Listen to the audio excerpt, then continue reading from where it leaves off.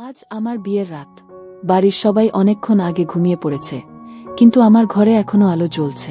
আমি আয়নার সামনে বসেছিলাম, গায়ের গয়না খুলছিলাম। শাড়িটা লাল কাঁচা সিল্ক, খোপাটা ঢিলে, সাজ এখনো মুছিনি। আমার মনে হচ্ছিল আজ কিছু একটা অজানা ঘটতে চলেছে। হঠাৎ দরজায় শব্দ হল, মনে ধক করে উঠল। রোশন দরজাটা খুলে ভেতরে ঢুকল, লাইট নিভে গেল। আমি তাড়াতাড়ি শুয়ে পড়লাম, ভান করলাম ঘুমিয়ে আছি। তার কণ্ঠে শোনা গেল হালকা হাসি। এত তাড়াতাড়ি ঘুমিয়ে পড়লে? আমি আস্তে বললাম, আমি ক্লান্ত, বিশ্রাম নিতে চাই। সে কাছে এসে বসে আমার দিকে তাকাল। চাঁদের আলোয় তার মুখ স্পষ্ট দেখা যাচ্ছিল। তুমি কি ভয় পাচ্ছ? তার প্রশ্নে আমি কিছু বলিনি, কিন্তু সে ধীরে আমার হাত ধরল। শোনো, আমি তোমাকে কষ্ট দেব না।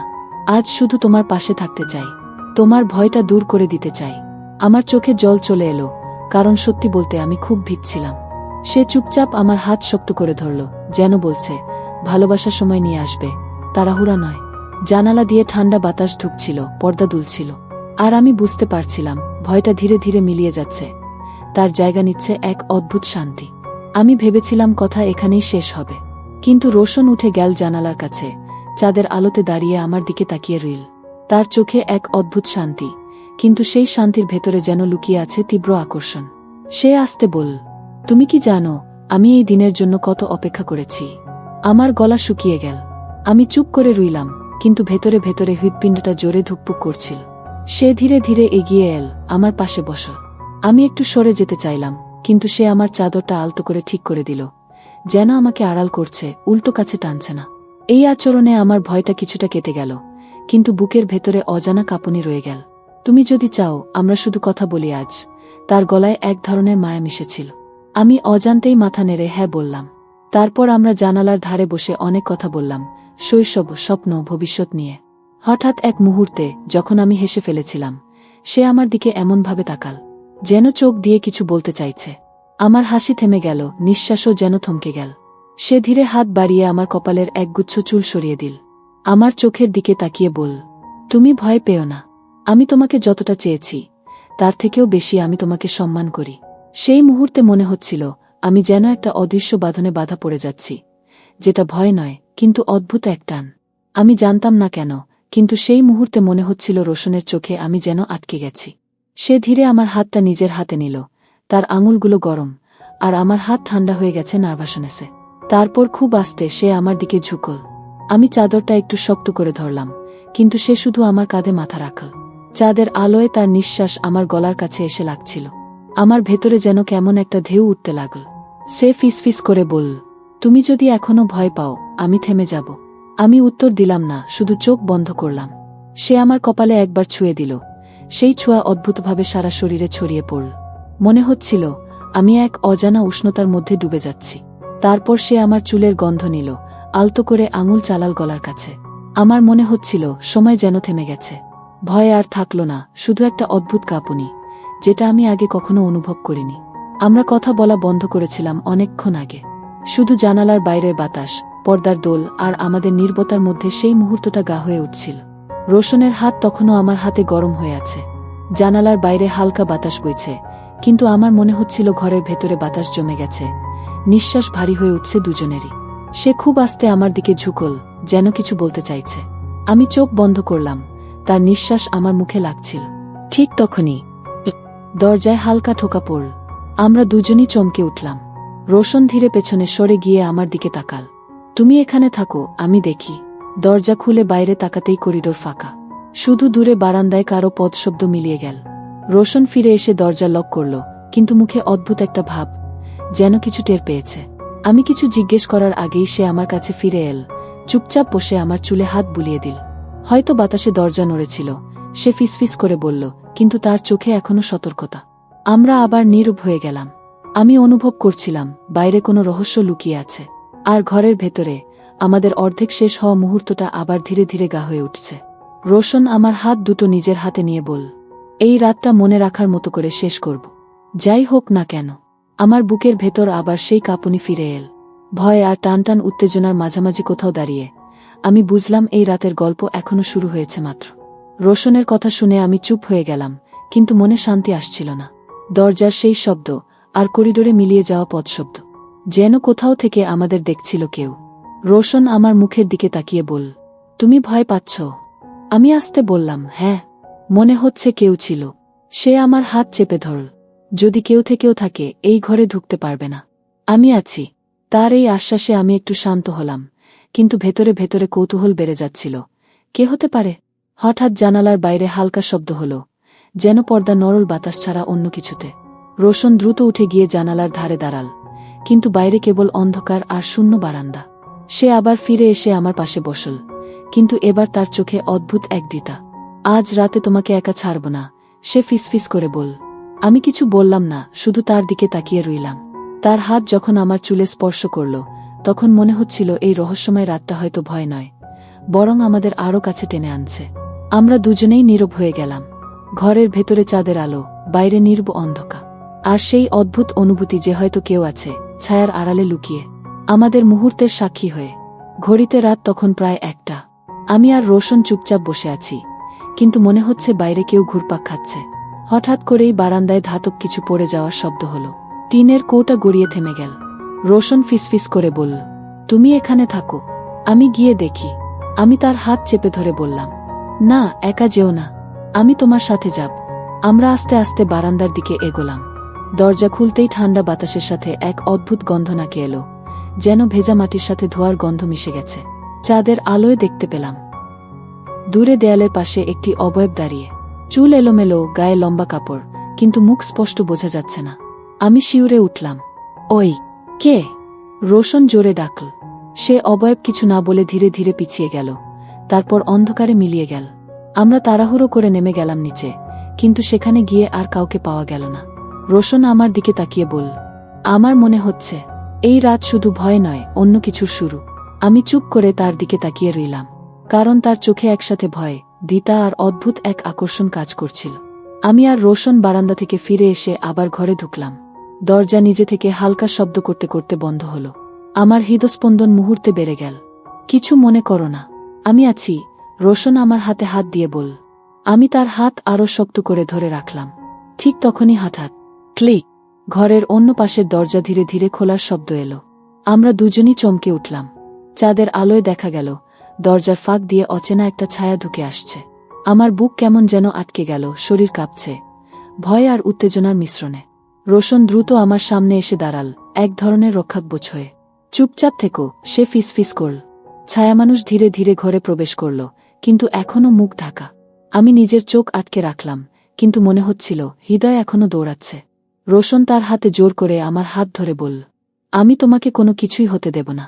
ছায়া এক মুহূর্ত দাঁড়িয়ে থেকে হঠাৎ ধীরে পিছিয়ে গেল, অন্ধকারে মিলিয়ে গেল, যেন কেউ আমাদের পরীক্ষা করছে। আমরা দুজনেই নিঃশ্বাস আটকিয়ে রইলাম। আমি রোশনের দিকে তাকালাম, তার চোখে ভয় নেই, শুধু এক অদ্ভুত দ্বিধা। মনে হচ্ছিল এই রাত শুধু আমাদের নয়, আরেকটা রহস্য এখানে বসবাস করছে। ঘরে অন্ধকার, শুধু জানালার চাঁদের আলো। আমি রোশনের হাতটা শক্ত করে ধরে আছি। হৃদয় কেঁপে উঠছে, কিন্তু চোখ বন্ধ করতে পারছি না। হঠাৎ ছায়া ধীরে ধীরে সামনে এগোতে লাগল। আমার গলা শুকিয়ে গেছে। মনে হচ্ছিল এই মুহূর্তে এক একটা সেকেন্ড যুগান্তর হয়ে যাচ্ছে। রোশন ফিসফিস করে বলল, চুপ করে থাকো, আমি দেখছি। ছায়া জানালার আলোয় কিছুটা স্পষ্ট হল। আমি সজ্ঞান হারাচ্ছিলাম না, কিন্তু মনে হচ্ছিল এটি মানুষের মতো, কিন্তু পরিচিত নয়। আমি চুপচাপ রোশনের পাশে আরও কাছে সরে এলাম। হঠাৎ ছায়া অচেনা কণ্ঠে কিছু বলল, মাফ করবেন, আমি শুধু ভুল করে ঢুকে পড়েছি। আমার চোখ বড় হয়ে গেল। রোশন অবাক হয়ে দাঁড়িয়ে রইল, আর আমি ধীরে ধীরে বুঝতে পারলাম ছায়া আসলে শুধু একজন প্রতিবেশী, যে ভুল করে ঘরে প্রবেশ করেছে। শ্বাস প্রশ্বাস ধীরে ধীরে স্বাভাবিক হল। রোশন আমাকে আলতো করে কোলে নিয়ে বল, দেখলি, ভয় সবসময় বাস্তব নয়, কখনো কখনো কেবল ছায়া। কিন্তু ভয় এবং রোমাঞ্চ মিলে এই রাতটাকে মনে রাখার মতো করে তোলে। আমি চোখ বন্ধ করে মাথা ঠেকালাম। মনে হচ্ছিল ভয়, রহস্য, রোমাঞ্চ সব মিলেই আজকের রাতকে এক অদ্ভুত স্মৃতিতে রূপ দিয়েছে। চাঁদের আলোয় আমাদের নিঃশ্বাস মিলছিল, নিঃশব্দে রাতের সব কৌতূহলকে ঢেকে দিচ্ছিল। এমন মুহূর্তে আমি বুঝলাম, ভয় থাকলেও নিরাপত্তা আর আস্থা একসাথে থাকলে হৃদয়ের উত্তেজনা নতুন রং পায়। ঘরের ভেতর আবার নীরবতা নেমে এল। শুধু জানালার চাঁদের আলো দোল খাচ্ছে, আর আমাদের নিঃশ্বাসের শব্দ কানে আসছে। আমি রোশনের হাত শক্ত করে ধরে রেখেছি। হৃদয় দ্রুত ধক ধক করছে। সে ধীরে ধীরে আমার কাঁধে মাথা রাখল। আমি চোখ বন্ধ করে অনুভব করতে লাগলাম তার উষ্ণতা, তার শ্বাসের স্পন্দন। মনে হচ্ছিল আমাদের দুজনের মধ্যে একটা অদ্ভুত সংযোগ তৈরি হচ্ছে। রোশন ফিসফিস করে বলল, ভয় করবে না, আমি আছি তোমার পাশে। আমি ধীরে ধীরে তার দিকে আরও কাছে এগিয়ে গেলাম। আমাদের নিঃশব্দ দেখা, চোখের ভাষা, হাতের স্পর্শ, সব মিলিয়ে সেই মুহূর্তটা যেন সময়কে থামিয়ে দিয়েছে। হঠাৎ জানালার বাইরে বাতাসের একটি হালকা শব্দ এল। আমি অবচেতনভাবে সরে যেতে চাইলাম, কিন্তু রোশন আমার হাত আরও শক্ত করে ধরল। চুপচাপ থাকো, সে ফিসফিস করে বলল, সব ঠিক আছে। আমার ভেতরে এক অদ্ভুত উত্তেজনা কাজ করছে, ভয় আর নিরাপত্তা একসাথে, আর সেই অনুভূতি যেন আমাদের আরও কাছে টেনে আনছে। আমরা চুপচাপ বসে থাকলাম, শুধু একে অপরের উপস্থিতি অনুভব করে, নিঃশব্দ কিন্তু আবেগে ভরা। মুহূর্তগুলো যেন দীর্ঘ হয়ে গেল। আমার হৃদয় কেঁপে উঠছে, কিন্তু তা আনন্দ আর নিরাপত্তার মিশ্রণে। আমি বুঝতে পারছি, ভয়, রহস্য, রোমাঞ্চ সব মিলেই এই রাতকে এক অনন্য স্মৃতিতে রূপ দিয়েছে। ঘরে এখনো চাঁদের আলো ঢুকছে জানালা দিয়ে। আমরা দুজনেই নীরব, কিন্তু সেই নীরবতায় যেন অদ্ভুত উত্তেজনা ছড়িয়ে গেছে। রোশন হঠাৎ আলতো করে আমার চুল বুলিয়ে দিল। আমি হেসে উঠলাম, ছোট্ট হাসিটা যেন পুরো ঘরটাকে হালকা করে দিল। সে কৌতুক করে ফিসফিস করল, তুমি হেসে দিলে এই রাত আরও সুন্দর হয়ে গেল। আমি লজ্জায় চোখ নামালাম, কিন্তু হৃদয় ভিতর থেকে উষ্ণ হয়ে উঠল।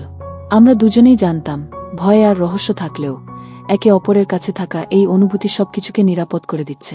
রোশন আবার আমার দিকে ধীরে এগিয়ে এল। তার চোখে মায়া, সতর্কতা আর এক অদ্ভুত আকর্ষণ একসাথে মিলেমিশে আছে। আমি হাতটা তার হাতে আরও শক্ত করে ধরলাম। মুহূর্তগুলো ধীরে ধীরে দীর্ঘ হয়ে যাচ্ছে। ভয় আর রোমাঞ্চ মিলেমিশে এক অদ্ভুত আবেশ তৈরি করছে। হঠাৎ বাইরে থেকে হালকা বাতাস বইতে শুরু করল, জানালার পর্দা দোল খাচ্ছে। আমরা দুজনেই দেখলাম, ছোট নড়াচড়া, কিন্তু কোনো বিপদ নেই। মনে হলো এই অদ্ভুত রাত আমাদের জন্য এক নতুন খেলার মতো, যেখানে ভয়, উত্তেজনা এবং আনন্দ সব মিলেমিশে আছে। আমি ধীরে ধীরে রোশনের দিকে তাকালাম, আর সে আমার চোখে চোখ রেখে বলল, এই রাতটা আমাদের জন্য, শুধু আমাদের জন্য। আমার হৃদয় ভিতর থেকে উষ্ণ হয়ে উঠল। ভয় আর উত্তেজনা আর মৃদু হাসি সব মিলেমিশে রাতের সাসপেন্সকে আরও গভীর করে তুলছে। আমরা দুজনই জানালার পাশে বসে চুপচাপ আছি। ঘরের মধ্যে চাঁদের আলো ঢুকছে, বাতাস হালকা নড়াচড়া করছে, আর নিঃশব্দে রাত যেন আরও ঘন হয়ে এসেছে। হঠাৎ দরজার নিচ থেকে হালকা শব্দ এলো, ফিস। আমার হৃদয় মুহূর্তে দ্রুত ধক করে উঠল। আমি রোশনের দিকে তাকালাম, সে চুপচাপ, কিন্তু চোখে সতর্কতার এক অদ্ভুত ঝিলিক। চুপ করে থাকো, সে ফিসফিস করল, আমি দেখছি। আমরা দুজন আস্তে আস্তে দরজার দিকে এগোলাম।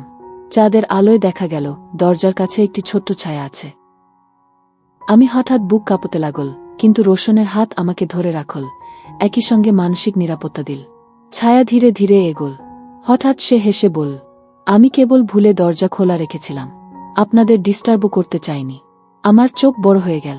রোশন ধীরে হেসে বলল, দেখলি, ভয় সবসময় বাস্তব নয়, কিছু সময় কেবল অবিশ্বাস্য কৌতূহল তৈরি করে। আমি ধীরে নিঃশ্বাস ফেললাম, শরীরের কাঁপুনি কিছুটা কমল। তারপর রোশন আমার দিকে ফিরে এসে বলল, এই রাতটি শুধু ভয়ের নয়, আমাদের কাছে এক বিশেষ স্মৃতি হয়ে থাকবে। আমরা দুজন নীরব থেকে হাত ধরে বসে রইলাম। ভয়, উত্তেজনা, অপ্রত্যাশিত ঘটনা সব মিলেমিশে রাতকে আরও গভীর, আরও রোমাঞ্চকর করে তুলেছিল। ঘরের মধ্যে আবার শান্তি নেমে এসেছে। চাঁদের আলো জানালার ওপর হালকা নরম ফোঁটা বৃষ্টির মতো পড়ছে, আর আমরা দুজন বসে আছি, হাতের হাত ধরে। হঠাৎ করে অনুভব হলো, ভয়, অজানা, রহস্য সব মিলেমিশে আর কোনো প্রভাব রাখছে না। শুধু রোমাঞ্চ, উত্তেজনা আর এক অপরূপ শান্তি। রোশন ধীরে বলল, দেখলে, সব ভয় শেষ হয়ে যায় যখন কেউ সত্যিই পাশে থাকে।